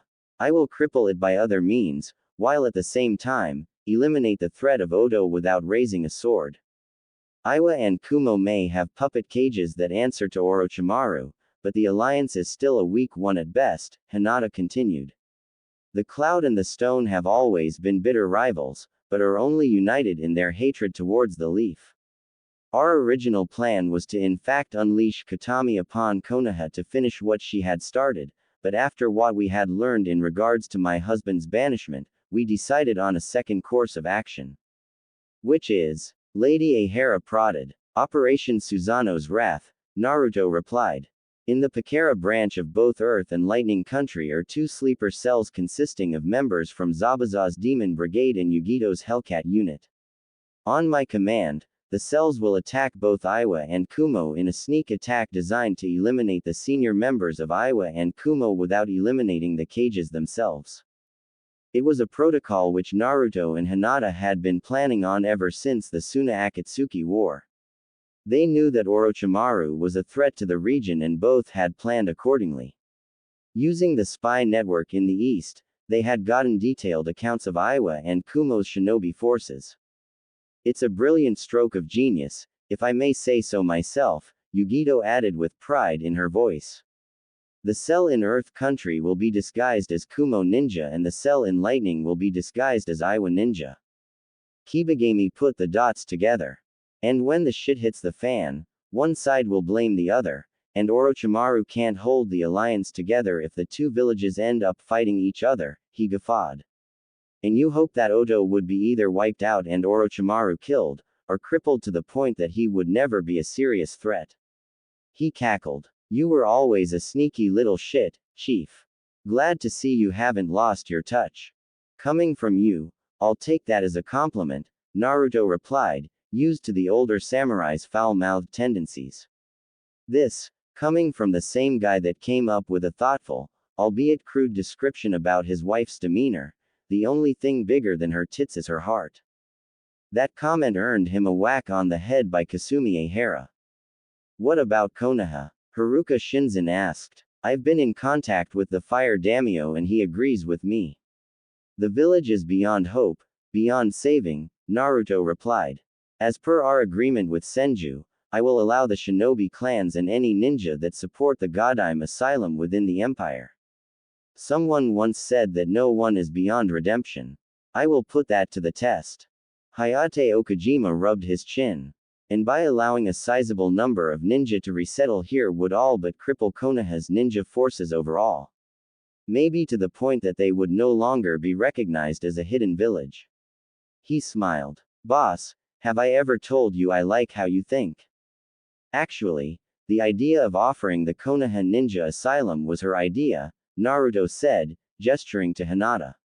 I can't take credit for something my wife has done. He pulled out a second report. One of General Kazuma's men stationed at the Pakara merchant house in the fire capital had sent this to me. Orochimaru has sent in an envoy to Konoha to negotiate terms of surrender to Konoha, led by his right-hand man, Kabuto Yakushi. Now would be a good time to strike, Sanshi suggested.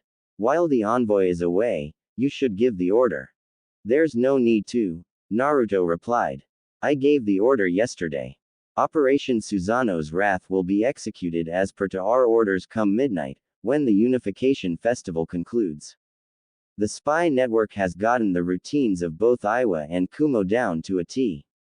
After all, no one will ever suspect the Empire of pulling off such a feat. Is there any other business? Katami asked. There was none. We will see all of you at the Unification Ball, Hinata said. You are dismissed. The council and the Jinchuriki piled out of the room. Naruto and Hinata remained behind, the former thinking about his encounter with Jiraiya. Flashback. Hall of Sovereigns, the previous day. If anyone was present, they would have seen the Emperor of the Western Empire on the floor, laughing his off at the fact that Jiraiya was 1 second away from having a heart attack for being in the same room as the Kyuubi no Kitsune.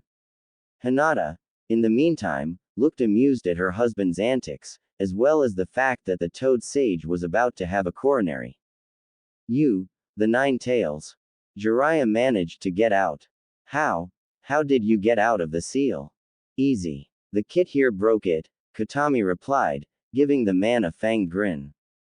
She then turned to Naruto, who had finally gotten himself under control. Good thing that the room had a soundproof seal, otherwise anyone who had entered would have been greeted with the sight of the Western Emperor laughing his head off. You okay there, kid?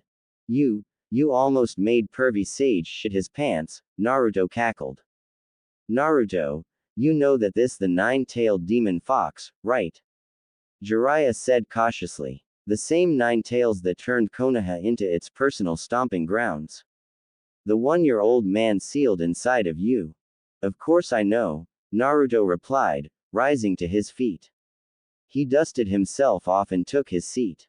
And for the record, the tailed beasts are not demons, as most people would think. As one would think, Katami is the most powerful of the Biju. She, along with several others, helped me in my quest of unifying the continent. The people here know about my past in Konoha and do not treat me like a monster. What do you know about Madara Uchiha? Katami asked the older man. Madara Uchiha, Jiraiya repeated. The same Madara who had fought Tsunade's grandfather for the position of Hokage. I thought he was dead. Katami shook her head. Hardly, she replied mildly. At least until 2 years ago. Madara was the leader of the Akatsuki. A sadistic smile crept across her face. That is until I tore out his heart and destroyed his eyes. It was because of his hatred that Madara had brainwashed me into attacking Konoha in an attempt to destroy it. Prior to that, Kushina Uzumaki was the Jinchuriki. Seeing as how Jiraiya was paling visibly at Katami's sadism, Naruto gave Jiraiya the entire story, with Hinata and Katami putting in their 2 cents. Naruto told Jiraiya about the first Jinchuriki to the 10-tailed beast, the 6-path sage, and of Naruto's connection to the Senju, to how upon his death, he split the power of the 10 tails into the 9 Jinchuriki and left the 10 tails body on the moon. Katami continued where Naruto had left off, about how the Akatsuki were hunting down the Jinchuriki in Madara's Eye of the Moon plan, and it was Nato who had reached out to his fellow Jinchuriki, offering them protection and asylum from the Akatsuki, save for Gaara, who was the Kazakage which led to the Akatsuki's full-scale invasion of Suna. While Katami was credited with killing Madara, Naruto was the one who had killed Itachi Uchiha, Sasuke's older brother, and had decimated Nagato, while Hinata had killed Deidara. Half of Suna was left in ruins, but in the end, all of the members of Akatsuki were wiped out. Jiraiya was impressed. Very impressed. Minato, if you had seen what your son has done, he thought wistfully. He is truly a leader. He then decided to get back on subject. Naruto, about Konoha. My answer still stands, Jiraiya. I will not aid Konoha, nor will I outright destroy it, but I will not give Orochimaru the pleasure of destroying it either, Naruto replied. But you just said. I know what I said. You didn't let me finish. I will not let Orochimaru destroy Konoha. I will simply cripple it instead. But, why? What would Tsunade say if she knew about this? Naruto smiled. Tsunade supports the idea, as does the Fire Lord. Jiraiya blinked. Huh, only 3 other people know that I am the Emperor, aside from you. The Fire Lord, Granny Tsunade and Shikamaru. The slacker. How did they find out? And Naruto told him how they stumbled upon Naruto's identity in the wake of the failed Akatsuki invasion of Suna. How no one would suspect Shikamaru is Naruto's inside man. And of how Danzo, Koharu, Hanmura, Asuna and Hiashi had orchestrated Naruto's banishment through bribery and blackmail. That pretty much made Jiraiya very angry. Naruto had never seen the super perv angry. But Jiraiya looked pissed enough to summon Gambunta and the rest of the toads and raise Konoha himself. And just how do you plan on dealing with Konoha and Orochimaru? Jiraiya asked. By turning Iwa and Kumo against one another and fracturing Orochimaru's alliance, Hinata replied. If they end up killing Orochimaru, then that's a bonus. Second, we allow the shinobi clans and any Chunin or Junin that support Tsunade asylum into the west, therefore crippling Konoha's shinobi force. And the Fire Lord, as it turns out, the Fire Lord has been making some plans of his own. He sees that Konoha is not worth saving. Once the exodus is complete, he will notify the Leaf that he will strip them of their remaining financial aid and strip them of their hidden village status. The Fire Lord has been secretly constructing a new hidden village near the capital for the past 5 years and is actively recruiting shinobi and civilian alike, mostly refugees and mercenary ninja looking for a new home. This time, he is making sure that the civilians do not get themselves involved in shinobi matters.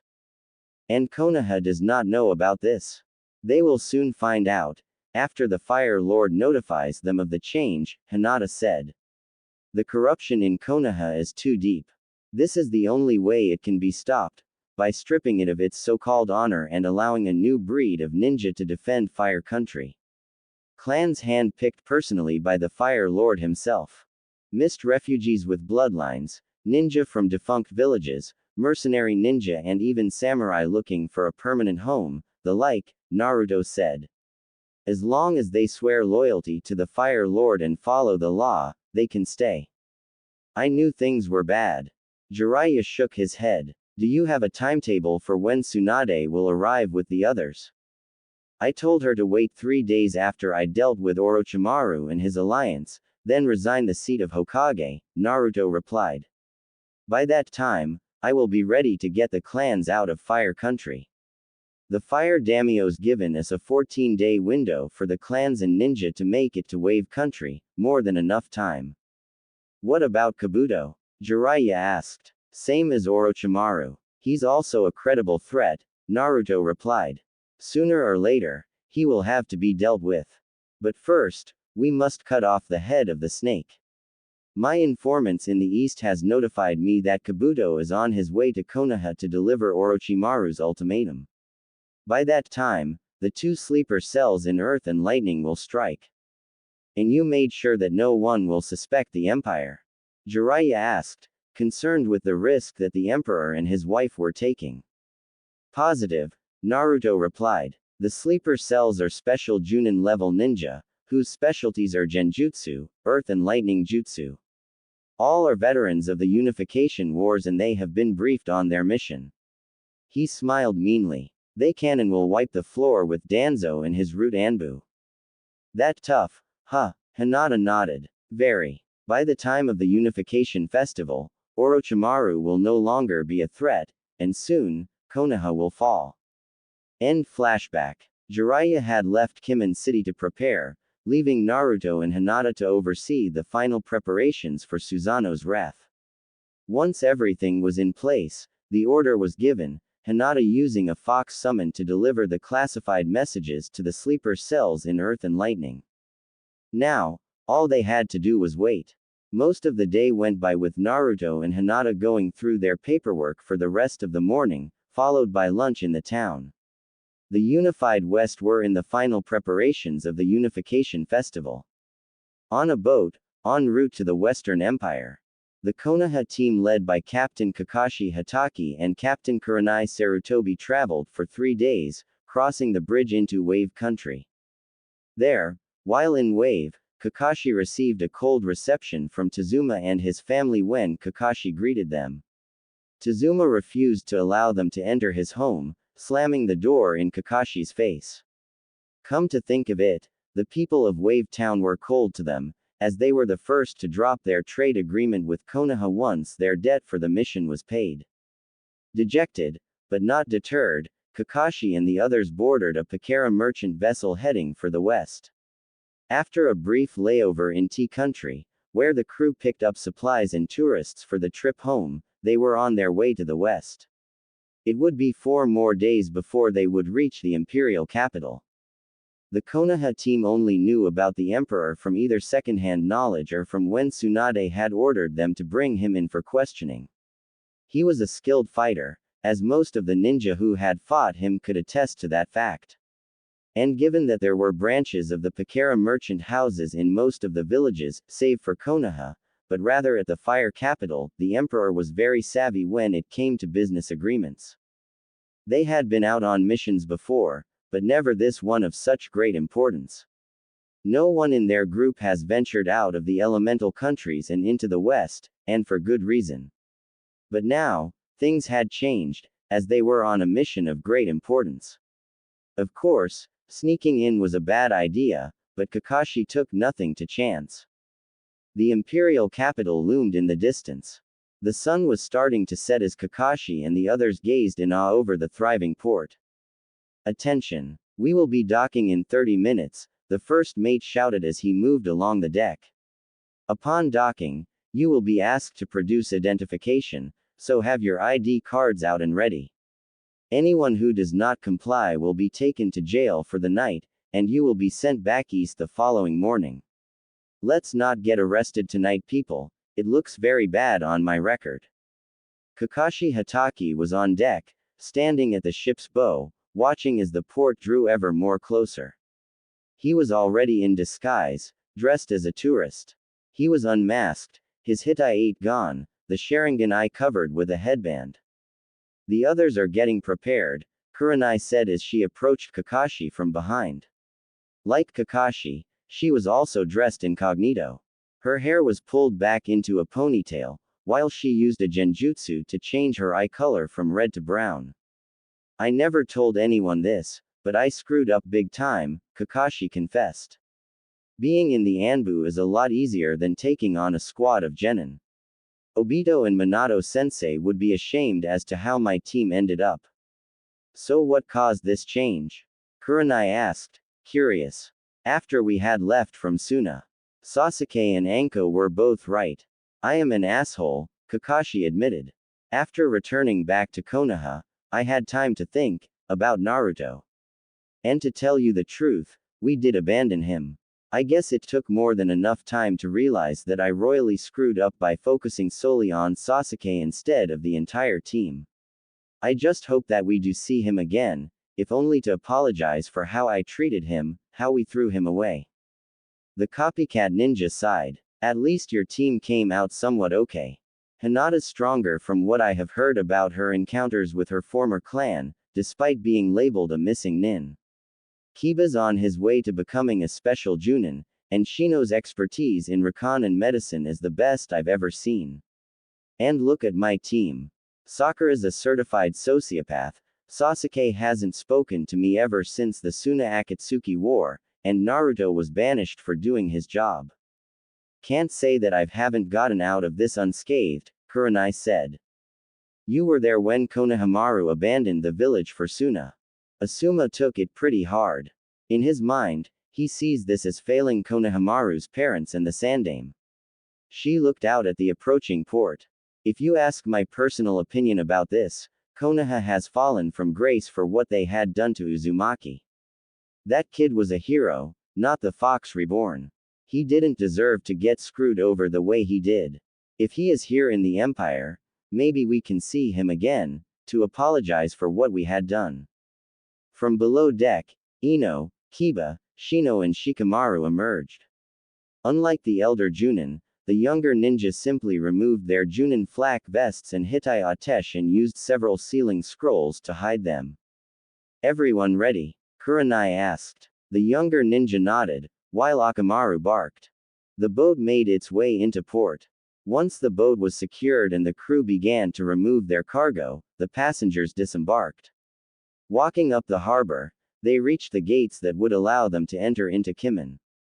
However, as with Konoha, there were guards at the gates. One was immediately identified as a ninja, given by his flak vest, while the other was a samurai.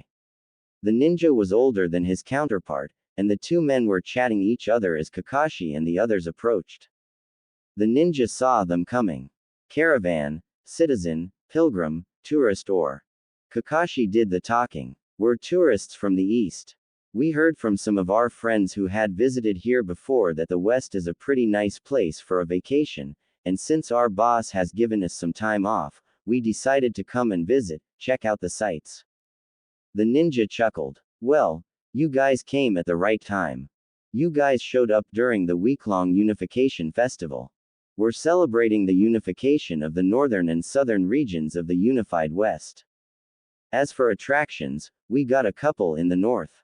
If you like to gamble, there's North Laja town about 70 miles from here. The Laja Mountains also has a nice hot springs resort. Then there's the Dragon Temple and gardens in the city, and the Imperial Palace. In the southern region, if you plan on staying that long, we hold an annual martial arts tournament in South Ichiyama. And there's the Tears Point Memorial. What's the Emperor like? Kurenai asked. For someone so young, he rules with great wisdom and patience, the samurai replied. He is skilled in the samurai arts as well as in the arts of ninjutsu. Aside from being a skilled fighter and master tactician, he is also a brilliant politician, charismatic and at the same time, cunning like a fox. We have been blessed to have such rulers, both the emperor and his wife, the empress consort. The emperor is married? Shino asked. Yes. They've been married for 2 years now. His wife was originally from the east as well, the samurai replied. A former heiress who was forsaken by her clan. She's nicknamed the Lady of War, given how she is a trained ninja who fought alongside the emperor during the Suna Akatsuki War. Beautiful, but deadly. Then there's the Prime Minister, the ninja replied. She's been with him ever since the Unification War, a red-headed woman with green eyes. She also trained the Empress consort in the 6 months before their wedding. Both the Emperor and Empress consort trust her with their lives. The Prime Minister herself is a skilled fighter and answers directly to the Emperor and Empress. Can anyone gain an audience with the Emperor? Ino asked. You can try, but not going to happen, the samurai said. But he does come down to the city for the festival. One thing about the Emperor is that he may be the ruler of the unified West, that doesn't stop him from having a good time with the common folk. But enough talk, can I see some identification before I can let you pass? Kakashi and the others handed their ID to the ninja. The ninja took down their names and handed them back to them. Upon asking for a map of Kimen City, the samurai produced one and handed it to Kurenai. Welcome to the unified West, and enjoy your stay, the ninja said cheerfully. Once Kakashi and the others were gone, the samurai went to perform another identification check on another visitor.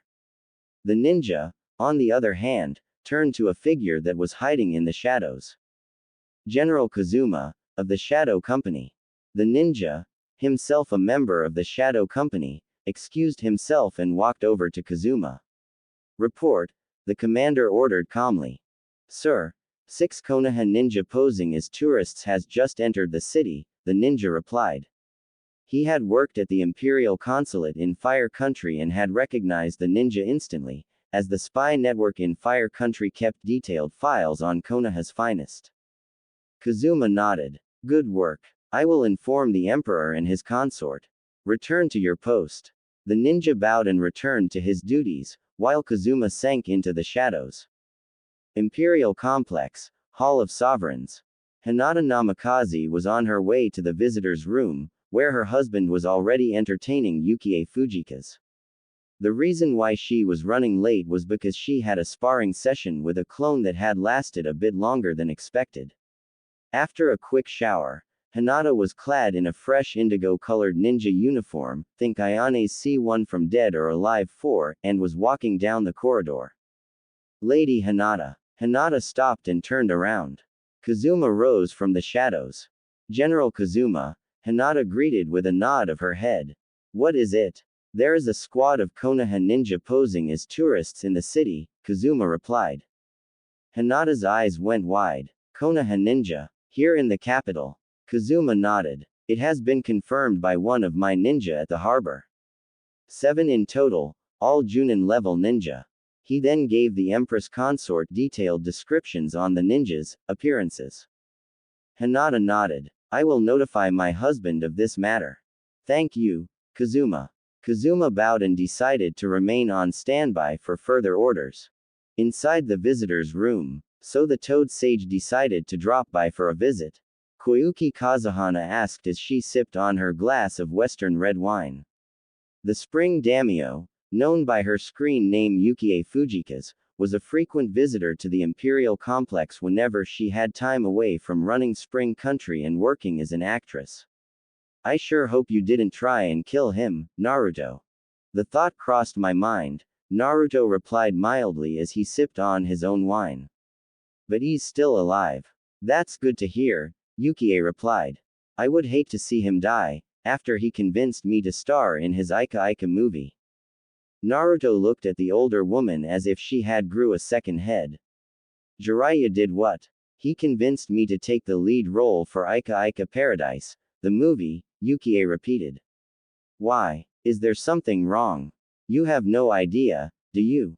What? That Jiraiya is some kind of pervert. No, Naruto replied. Once Yukie calmed down, Naruto dropped the hammer. He is a super pervert.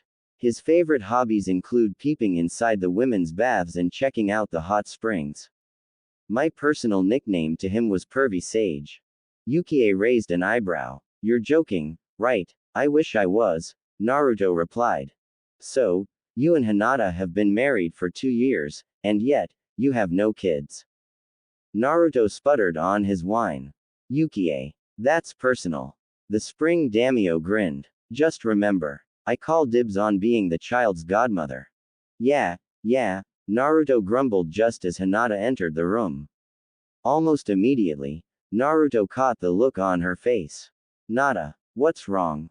Kazuma reports that a 6-man squad of Junin ninja from Konoha has entered the capital, Hinata said. Crunch. Yukie winced as she saw Naruto crush the wineglass in his hand, spilling wine all over his pants and onto the floor. Then she gasped. Konoha ninja, here. Who are they? Naruto demanded. Kurenai Sarutobi, Kakashi Hatake, Kiba Inuzuka, Shikamaru Nara, Ino Yamanaka and Shino Aburame. Oh, and Akamaru, the former Hyuga reported. In an instant, Naruto summoned Kazuma. The Shadow Company commander entered the room. Yes, Chief. Who is in Kimen City at the moment? General Ni and a squad of her Hellcats are present, as is General Mamashi, Kazuma replied.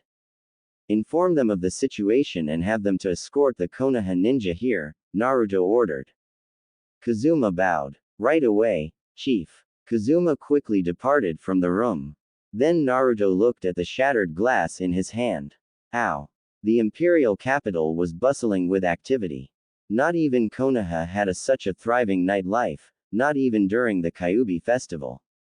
As the 2 port guards had explained, it was the tail end of the week-long unification festival. As the team from Konoha took in the sights, they saw that this place wasn't as much different from Konoha, from the shops to the manner of dress. Even the money was the same. The only difference was that there were patrols of samurai and ninja in the streets. Squads of 2, sometimes 3. They even identified ninjas by the same style of flak vests. You hardly even see samurai back in the East, Ino noted. Kakashi nodded. The last shinobi war wiped out most of them. What's left are now in Iron Country. Same thing could happen here. But from what I can tell, even our most seasoned Junin and Anbu units would have a hard time eliminating these samurai. If the imperial forces are capable of destroying the Akatsuki, then they would be invaluable to Konoha as allies. Kurenai nodded as well. I can sense their chakra. Very strong indeed. Akamaru, in the meantime, was whining softly. The large dog did not like the crowded streets. Kiba patted the dog on his back. Don't worry, boy, the crowd is thinning out, he said, reassuring the dog. So what's the plan? Kurenai asked as Kakashi looked at the map.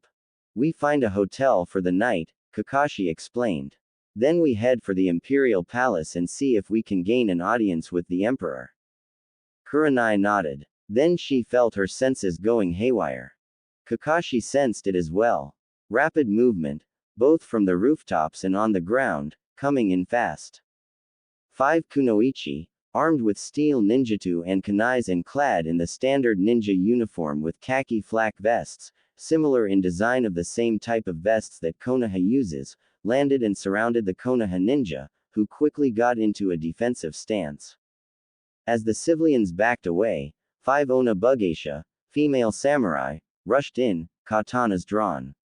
Like their ninja counterparts, they also wore the flak vests which identified them as the Hellcats, the all-female fighting force under the command of Yugito Ni. Stay where you are. One of the Hellcats shouted, ready for anything. Kiba growled and was preparing to fight his way out, when Ino stopped him. Kiba, no, fighting will only make things worse, she warned. We're here for an alliance, not to make war. Kiba understood, and backed down. Two of the ninja parted, allowing the commander of the Hellcats to step through. Blonde hair, brown eyes, mean expression. There was no Hittite identifying her, as she needed none. She was dressed like the others, save that her flak vest was solid black. The two women who had parted for their commander closed ranks again. Kurenai recognized the woman almost immediately. Yugito ni, of Kumogakure no Sato. Jinchuriki to the two tails. Looks like the Emperor is friends with Kumo. Yugito nodded. And you are Kurenai Yuhi. My reputation precedes me. I am honored. However, you are mistaken. I no longer serve the cloud. My loyalty is with the Emperor. Make one wrong move, Konoha ninja, and my Hellcats will rip you to shreds. At that declaration, the captured ninja's eyes went wide. Not because of Yugito's threat, but they knew that they were from Konoha, and that they were caught. It was then, Kakashi received a second shock. The copycat ninja felt something sharp on his neck. Looking down, his eye widened as he recognized the blade. Well. If it isn't copycat Hitaki. Looks like the boss was right. This is my lucky day. Kakashi's eye went wide. The owner of the blade was none other than Zabuza Mamashi, former mist swordsman, thought to have been dead back in Wave, was alive, and had Kakashi at sword point. Zabuza, you're alive, Kakashi muttered. How? For a ninja who tells others to look underneath the meanings, you sure are dense, Zabuza said. Let's just say that I knew that Runtgato was going to betray Haku and me, so I had a little insurance policy in the form of a blood clone. He grinned maniacally. You and I have some unfinished business, Hitaki. Before Yugito could reprimand her bloodthirsty comrade, a third party made their appearance. Emerging from the ground by way of the gathered shadows, was the general of Shadow Company, Hideo Kazuma. At that moment, the villagers knew that if the head of the Shadow Company was involved, then usually, it meant bad news for the offending party. It's a member of the Shadow Company, the eyes and ears of the Emperor, here, in this town, what are they doing here? At that moment, a wave of demonic killer intent washed over the warriors present, both Imperial and from Konoha. For the ninja of the leaf, especially to Kakashi and Kurenai, it felt awfully familiar. With a roar, the nine-tailed fox made its grand entrance in a geyser of flame, standing next to the seeker. Instead of her normal size, the most powerful of the beasts was around Akamaru's size, if not bigger. Most surprising, was the fact that the townspeople did not run away screaming in terror at the sight of the nine tails. The Hellcats stood at attention and bowed, as did Yugito and Zabuza. Kyuubi-sama, Yugito greeted. The ninja from Konoha have been apprehended, as per the Emperor's orders. The massive fox nodded. Good work. Then the nine tails turned to the petrified leaf ninja. Just like you Konoha scum, the nine tails sneered. You have a very bad habit of coming into places where you are not wanted. Kiba was the first to get back his voice. Oh yeah, what's it to you demon? Or would you rather be called Naruto? Now you done it, Zabuza muttered as he inched to the side. Even he knew better than to raise the ire of the vixen, as he had learned the hard way. As the townspeople wondered that the idiot was saying, Katami quickly reacted. One massive tail lashed forward, catching the dog ninja by the throat and lifting him into the air. Kiba! Kurenai shouted helplessly as she watched her former pupil being hanged from the air. Then the Konoha ninja watched as the nine tails transformed from a demonic-looking fox to a shapely woman with long red hair tied into a single braid, and clad in a crimson ninja uniform with black trim, all a dead or alive's kasumi, and sandals. A black fox's head was on the back of the uniform. Her eyes were still red, as the tails snaked around her form. This is the only time I will tell you this, you little mutt, so pay attention, Katami snarled. The kid and I are not one and the same. We are completely separate entities. Just like you people to get the jailer mixed up with the prisoner, she concluded as she slammed Kiba to the ground, the dog lover bouncing on the hard street once upon impact.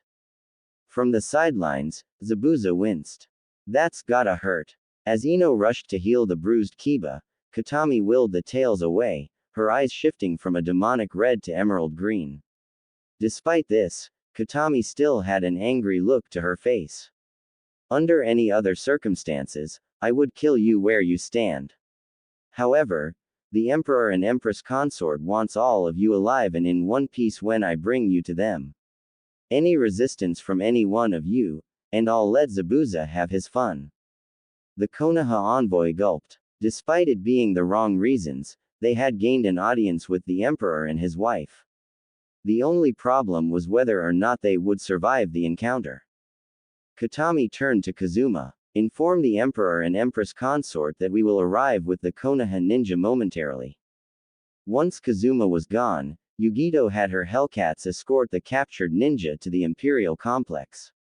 On the way, the Konoha ninja passed the Suna and Mist consulates, of which were easily identified by the ninja guarding the compounds, as well as the flags of their respective villages that were flying from the entrance. Following the pathway out of the city, the group reached the Imperial complex, the nerve center of the unified West. Beautiful, yet intimidating. The guards bowed to Katami, to which she replied with a single nod. Turning towards the House of Sovereigns, the Nine Tails led the prisoners and their guards there. It didn't take too long for the group to reach their destination. Beyond the wooden double doors was the throne room. The doors themselves were guarded by a samurai guard, who bowed their heads in respect to the Biju Queen. The Emperor and Empress consort will arrive shortly, Lady Akashia, one of the samurai said. Katami nodded and turned around. Zabuza, Yugito, you are no longer needed. The rest of you Hellcats remain here.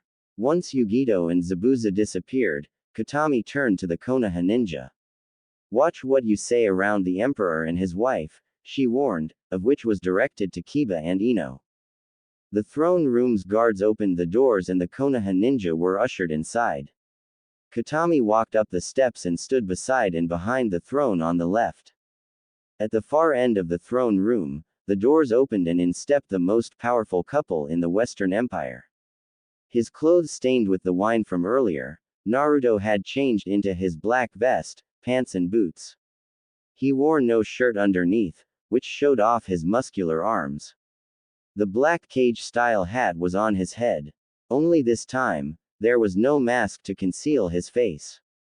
Hinata was at his side, looking at the gathered ninja with genuine disgust. The Konoha ninja were in shock, especially Kurenai, Shino and Kiba.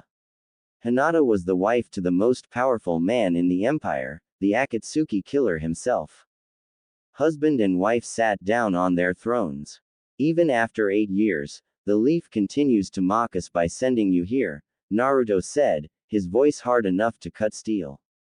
He looked at the prisoners that stood before him and Hinata. Kakashi Hatake, Kurenai Sarutobi, Shino Aburame, Ino Yamanaka, Kiba Inuzuka, and Shikamaru Nara. 2 special Junin and 4 members of the Konoha 11. He turned to his wife. Or should the number be 6? Isn't this the little reunion between old friends, Haim? And here I thought they would be happy to see us. Now Kakashi was puzzled. Us? What do you mean by us? Naruto raised one hand to his hat and removed it from his head, allowing the article to fall to the ground. So slow to catch on, Hatake. Kurenai's eyes widened in total shock, as did Kakashi. For a moment, the elder Junin thought that they were looking at Minato Namikaze himself. Minimum. Minato-sensei. Kakashi whispered. Naruto shook his head. I am not my father. I am the one Konoha had thrown away. He looked at Kakashi. Remember what you said to me the day I was banished following the retrieval of the Uchiha? I most certainly do, as you told me off in front of the Konoha 11. You are worse than trash. You are scum. The reaction was instant. Even Akamaru was shocked. And at that moment, they knew. The dead last, the demon of Konoha, Kakashi's former student, which he had all but written off as worthless and abandoned him in the aftermath of the Uchiha retrieval mission, was the Emperor of the Unified West. The same person who had taken down the majority of the Konoha 11, as well as several high-ranking Junin, and earned the nickname Akatsuki Killer for his actions which had brought about their destruction in the Suna Akatsuki War. The hair was reddish and the whiskers were gone, but there was no mistaking his identity. No freaking way, Kiba whispered.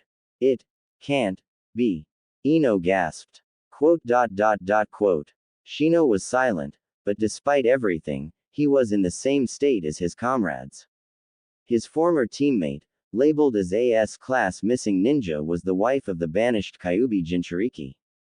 Naruto, Kakashi whispered. Then his eye widened in horror as he came to a realization. Oh, my god, sensei, your son, what have I done? The one and only, Naruto replied. I am the Emperor of the Unified West, Naruto Uzumaki Namikaze.